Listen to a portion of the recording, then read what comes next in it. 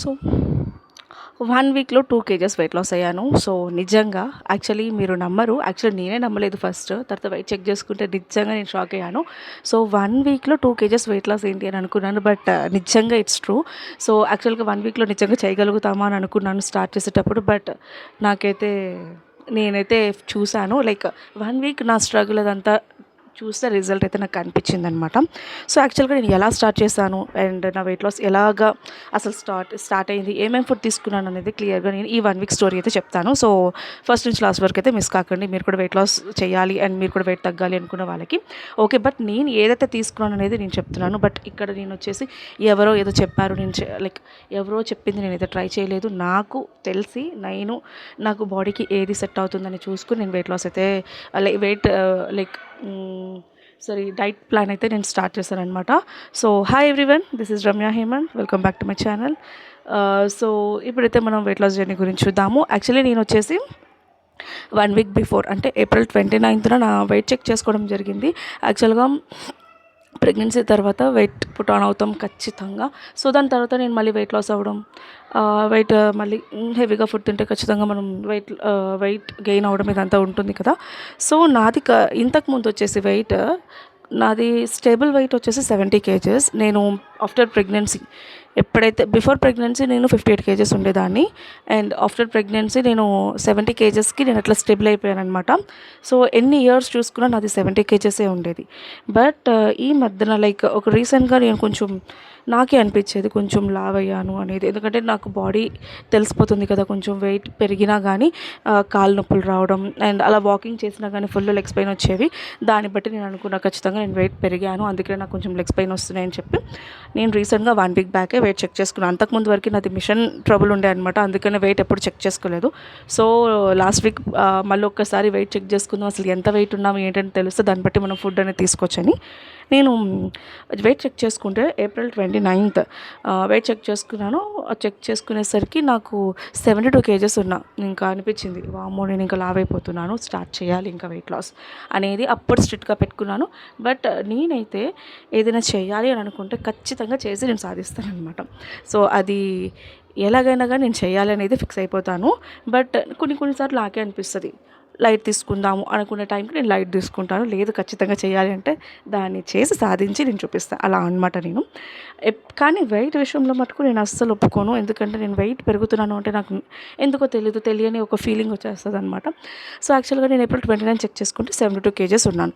ఇంకా అంతే, నేను స్టార్ట్ చేయాలని ఫిక్స్ అయిపోయాను. సో ఆ నెక్స్ట్ డే నుంచి నేను స్టార్ట్ చేశాను.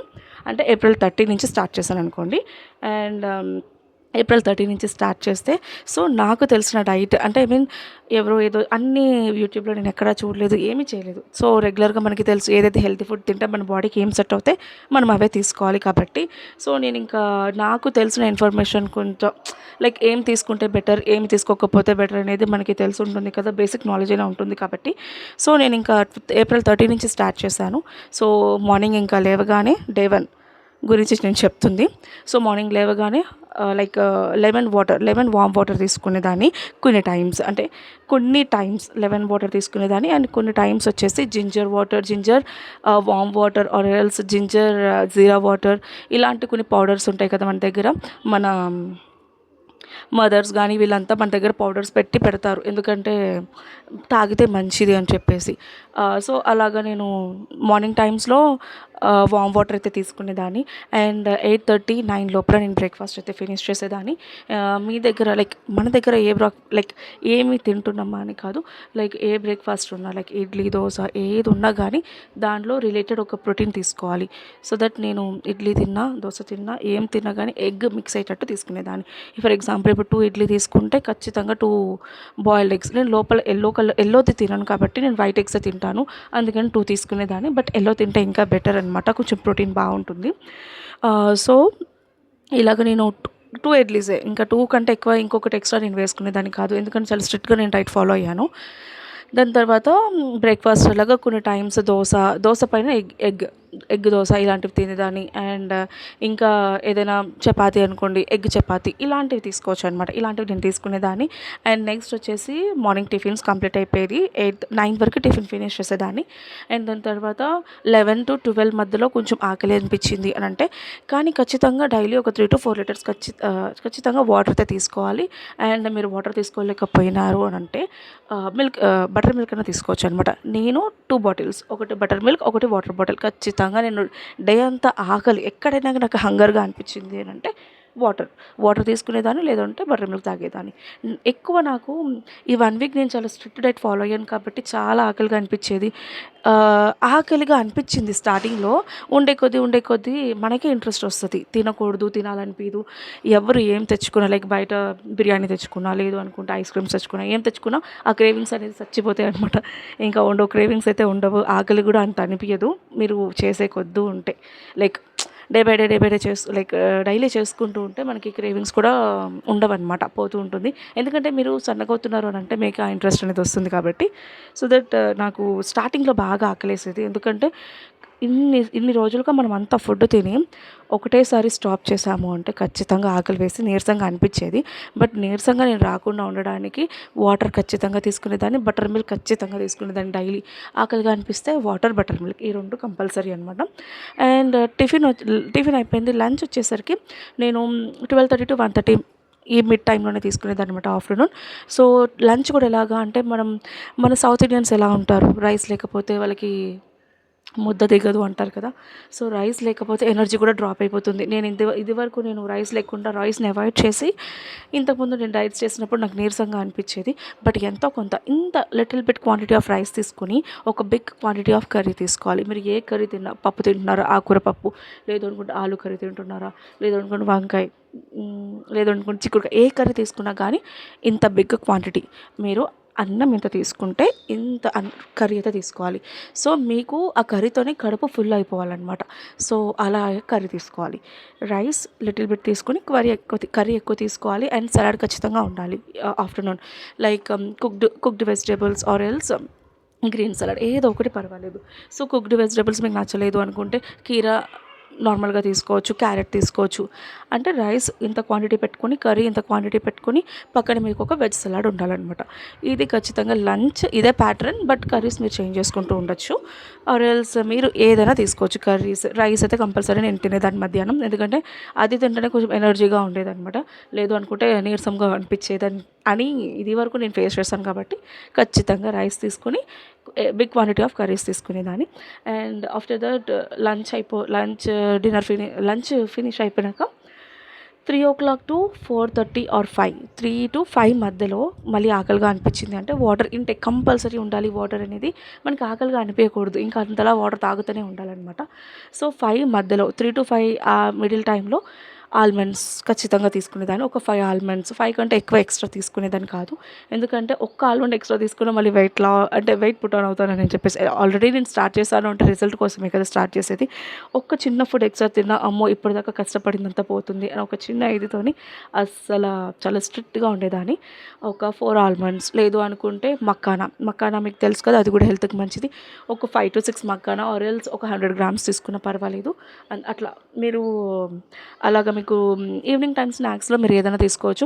ఇంకొకటి నేను ఈ నట్స్ లైక్ గ్రౌండ్ నట్స్ ఉంటాయి కదా. సో పీనట్స్ అనేవి నేను మార్నింగ్ టైంలో సోక్ చేసేసుకొని ఈవినింగ్ టైంలో అవి మనం బాయిల్ చేసుకుని తిన్నా చాలా మంచిదన్నమాట. కొంచెం ఎనర్జెటిక్గా ఉంటుంది బాడీ అనేది. సో దట్ నేను పీనట్స్ కూడా నానబెట్టుకొని తినేదాన్ని అనమాట ఈవినింగ్ టైంలో, ఒక చిన్న బౌల్ అంతే. అది అయిపోయిన తర్వాత మళ్ళీ వెంటనే మనం 6-7 మధ్యలో మనం డిన్నర్ ఫినిష్ చేస్తాం కదా. మళ్ళీ ఇప్పుడు మనం 5 బాగా తినేసి మళ్ళీ డిన్నర్ హెవీ అయిపోతుంది. అందుకని చెప్పేసి స్నాక్స్ టైం 5 మధ్యలో ఒక చిన్న క్వాంటిటీ ఆఫ్ స్నాక్స్ ఏదైనా తీసేసుకొని మళ్ళీ 7 వరకు డిన్నర్ ఫినిష్ అనమాట. 7 తర్వాత ఒక చిన్న ఏదైనా కానీ, ఒక చిన్న చిప్స్ తినడం కానీ, ఒక చిన్న స్నాక్ తినడం కానీ ఏది ఉండేది కాదు. ఖచ్చితంగా 7కి నా డిన్నర్ కంప్లీట్ చేసుకునేదాన్ని. సో డిన్నర్ కూడా వచ్చేసి నేను రోటీస్, రైస్ అయితే ఖచ్చితంగా తీసుకునేదాన్ని కాదు. రైస్ కంప్లీట్గా ఈవినింగ్ టైంలో అవాయిడ్ చేసేదాన్ని. మధ్యాహ్నం ఆఫ్టర్నూన్ 1 టైమే తీసుకుని రైస్ ఈవినింగ్ అవాయిడ్ చేసేదాన్ని. అండ్ ఈవినింగ్ నేను ఏం తీసుకునేదాన్ని అంటే రోటీస్, జొన్న రొట్ట, రాగి రొట్టె, లేదు అనుకుంటే చపాతీ, ఇంకోటి పుల్కా ఇలాంటి చపాతీ అంటే రోటీస్‌కి సంబంధించినవే తీసుకునేదాన్ని. అవి మనం బిగ్ సైజ్ అనుకోండి 1.5 అంటే 1 తీసుకునేదాన్ని రోటీ. అండ్ చిన్నవనుకోండి ఒక 2 రోటీస్ అంతే. ఈ 2 రోటీస్‌కి కర్రీ. మీరు ఆల్రెడీ మధ్యాహ్నం ఏవైతే కర్రీస్ తీసుకున్నారో అవి ఈవినింగ్ తీసుకుంటే సరిపోతుంది. మళ్ళీ సెపరేట్‌గా కర్రీ చేయాల్సిన అవసరం లేదు. ఆర్ ఎల్స్ చేసుకున్నా మంచిదే ఇంకా. ఎందుకంటే ఇంకా కొంచెం న్యూట్రిషన్, ప్రోటీన్ అనేది ఎక్కువ ఉంటుంది కాబట్టి. సో దట్ కాకపోతే ఆ డేలో మీకు క్యాలరీస్ అనేది కరెక్ట్‌గా ఫిక్స్ అవ్వాలి. అంతేగాని ఇప్పుడు ఎక్కువ తినేసి, అప్పుడు ఎక్కువ తినేసి ఇంకా ఎక్కువ హై క్యాలరీస్ వచ్చేస్తే మనకి వెయిట్ రిజల్ట్ అనేది కనపడదు. కాబట్టి నేను ఈవినింగ్ టైంలో ఏదైతే మధ్యాహ్నం చేసుకున్న కర్రీ ఉందో నేను అదే ఈవినింగ్‌కి తినేదాన్ని. చపాతీలోకి ఆర్ ఎల్స్ రోటీస్‌కి మాక్సిమం నేను జొన్న రొట్టె తినేదాన్ని అంతే. అంతేగాని వేరే చపాతీస్ కూడా తక్కువ. జొన్న రొట్టె మెయిన్. నాకు మా కమ్యూనిటీ పక్కనే జొన్న రొట్టె అమ్ముతారనమాట. అక్కడికి వెళ్ళి ఒక 2 రొట్టెలు కొనుక్కొని ఇంక నా డిన్నర్ ఫినిష్ చేసుకునేదాన్ని. అండ్ నెక్స్ట్ వచ్చేసి ఇంకా నైట్ సంగతికొస్తే మనకి 7:00 ఒక్కొక్కసారి 6:30కి నా డిన్నర్ ఫినిష్ అయిపోయేది. ఒక్కొక్కసారి 7కి మాక్సిమం 7:30 లోపల ఫినిష్ చేసేదాన్ని. ఇంకా నాకు ఈవినింగ్ నైట్ టైంలో ఆకలి బాగా అనిపిస్తది కదా! లైక్ త్వరగా మనం ఫినిష్ చేస్తున్నాం కాబట్టి. అందులోకి ఇంతకుముందు బాగా మనం తినేసి ఇప్పుడు మనం ఈ నోరుని కట్ చేయాలి అంటే కష్టంగా ఉంటుంది కాబట్టి. సో నేనేం చేసేదాన్నంటే ఆఫ్టర్ 7 అప్పటికే ఫుల్ టమ్మీ అయిపోతుంది. ఎందుకంటే మనం డిన్నర్ చేస్తాం కాబట్టి. నైట్ 9-10 ఆ టైంలో ఒకవేళ మెలకువగా ఉంటే ఆకలి అనిపించేదనమాట. బట్ నాకు స్టార్టింగ్‌లో బాగా ఆకలిగా అనిపిచ్చేది. ఎంత ఆకలి అంటే ఇంక నేను ఏదో ఒకటి తినాలి అనిపించేంత ఆకలి అనిపించేది. బట్ చాలా కంట్రోల్ చేసుకొని వాటర్ తాగుతూనే ఉండేదాన్ని. లేదనుకుంటే బటర్ మిల్క్ ఆర్ వాటర్‌తోనే నా హంగర్‌ని చంపుకునేదాన్ననమాట. అంటే అంత ఆకలి నేను చంపేసేదాన్ని. ఎందుకంటే అది కంట్రోల్ చేయాలి ఖచ్చితంగా ఆ టైంలో. ఆకలేస్తుంది కదా అని ఆ టైంలో కూడా తినేస్తే నాకు రిజల్ట్ ఉండదని చెప్పేసి నైట్ టైమ్స్ కంప్లీట్‌గా ఎంత ఆకలి వేసినా ఏదో ఒకటి వాటర్ తాగేసి నేను నా డైట్‌ని నేను కంట్రోల్ చేసుకునేదాన్ననమాట. బట్ బెటర్ నేను చెప్పేది ఏంటి అంటే మీరు 7:00కి డిన్నర్ ఫినిష్ చేస్తున్నారు అంటే మాక్సిమం 9:30-10 లోపల పడుకోవడానికి ట్రై చేయండి.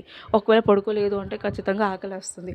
ఫర్ ఎగ్జాంపుల్ మీరు ఇన్ కేస్ మీకు ఏమైనా వర్క్స్ ఉండి మీరు ఇంకా 10:30, 11 వరకు మెలకువగా ఉన్నారు అని అంటే 9:30కి బాగా ఆకలి అనిపిస్తే ఒక చిన్న స్మాల్ క్వాంటిటీ ఆఫ్ కర్డ్‌ని తీసుకోవచ్చు ఒక చిన్న బౌల్‌కి. ఆ బౌల్‌లో ఇంత చిన్న కర్డ్ కంటే ఎక్స్ట్రా ఏమి తీసుకోవద్దు. ఒక ఫ్రూట్ కూడా తీసుకోవద్దు. ఏం అవసరం లేదు. ఎందుకంటే మళ్ళీ షుగర్స్ ఉంటాయి కాబట్టి ఇవి తీసుకునేదాన్ని. సో, కర్డ్ ఒకటి తీసుకునేదాన్ననమాట. అండ్ ఈ 1 week no junk food, no sugars, no other outside food అనమాట. అండ్ ఖచ్చితంగా ఇంట్లోనే హోమ్‌మేడ్ ఫుడ్ తీసుకునేదాన్ని. అండ్ మొలకెత్తినవి, నానబెట్టుకునేవి ఏందేందో ఇవి చెప్తారు కదా! అన్నీ తీసుకునేదాన్ని. అది కూడా హెల్త్‌కి సంబంధించింది. వన్స్ మీరు ట్రై చేశారు అనంటే మీ మైండ్ అనేది అటు ట్యూన్ అయిపోతుందనమాట హెల్తీ ఫుడ్ సైడ్‌కి. జంక్ ఫుడ్ చూస్తే అమ్మో! ఇది తింటే నేను లావైతాను అని ఒక ఫీలింగ్‌తోని మీరు టచ్ కూడా చేయరు. ఎందుకంటే నేను ఈ 1 వీక్ డైట్‌లో మా మమ్మీ వాళ్ళ ఇంటికొచ్చాను. అంటే మా ఇంట్లో వచ్చేసరికి నేను నా నా డైట్ కంట్రోల్ అనేది నా చేతుల్లో ఉంది. బికాజ్ నేను ఏం నచ్చితే అదే తింటాను. మమ్మీ వాళ్ళ ఇంటికొచ్చేసరికి ఏమవుతుందంటే మమ్మీ వాళ్ళు మాక్సిమం ఖచ్చితంగా నాన్ వెజ్ ఇంట్లో ఉంటుంది. అంటే ఇంట్లో ఉంటుందంటే మనం వచ్చాము అంటే నాన్ వెజ్ వాళ్ళు తినకపోయినా అంటే డైలీ చేసుకోకపోయినా మనం వచ్చాము అంటే చేస్తారు కంపల్సరీ. ఎందుకంటే పిల్లలొచ్చారు ఇంటికి అని. అండ్ వీళ్ళు ఏ ఫుడ్ తీసుకొచ్చినా, ఏ బిర్యానీ తీసుకొచ్చినా, ఎలాంటి టైప్ ఆఫ్ ఫుడ్ తీసుకొచ్చినా నేను టచ్ కూడా చేయలేదు. మా ఇంటికొచ్చినా గానీ. ఇప్పుడు నేను మా ఇంట్లో ఉండే రికార్డ్ చేస్తున్నా మమ్మీ వాళ్ళ ఇంట్లో ఉండే. ఇప్పటివరకి మ్యాంగో సీజన్. సో, మ్యాంగోస్ తీసుకొచ్చారు మా తమ్ముడు. దగ్గర దగ్గర 2 బ్యాగ్స్ తీసుకొచ్చాడు. ఒక్క మ్యాంగో టచ్ చేయలేదు. బికాజ్ దానివల్ల మనకి ఇంకా క్యాలరీస్ పెరిగిపోతాయని చెప్పేసి టచ్ కూడా చేయలేదు. తింటాను. ఖచ్చితంగా తింటాను. కాకపోతే కొంచెం వెయిట్ లాస్ ఇంకా అవ్వాలి. నా టార్గెట్ వచ్చేసి 65 కేజెస్. ఆ 65 కేజెస్ వరకు ఇంకొక 2 వీక్స్ ట్రై చేస్తున్నాను. లైక్ ఖచ్చితంగా వచ్చేస్తాను. ఆ 2 వీక్స్‌లో నాకు 65 కేజెస్ రీచ్ అయ్యాను అంటే మ్యాంగో హెవీగా తినడం కాదు. ఒక చిన్న quantity of mango or else ఒక స్మాల్ గ్లాస్ ఆఫ్ జ్యూస్ తాగితే తిన్న ఫీలింగ్ అనేది ఉంటుంది. అంతేగాని మ్యాంగో కంప్లీట్‌గా తినేసి, ఇంకొక మ్యాంగో తినేసి అలా వద్దు. దానివల్ల మనకి వేడి చేస్తుంది, ఫేస్ పాడైపోతుంది, పింపుల్స్ వస్తాయి. అండ్ మనం ఇన్ని రోజులు కష్టపడిన డైట్ అంతా స్పాయిల్ అయిపోతుంది. అందుకే నేను చెప్తున్నాను. సో, దానికి నేను 29థ్‌న నా రిజల్ట్ లైక్ నా వెయిట్ చెక్ చేసుకున్నాను చెప్పాను కదా!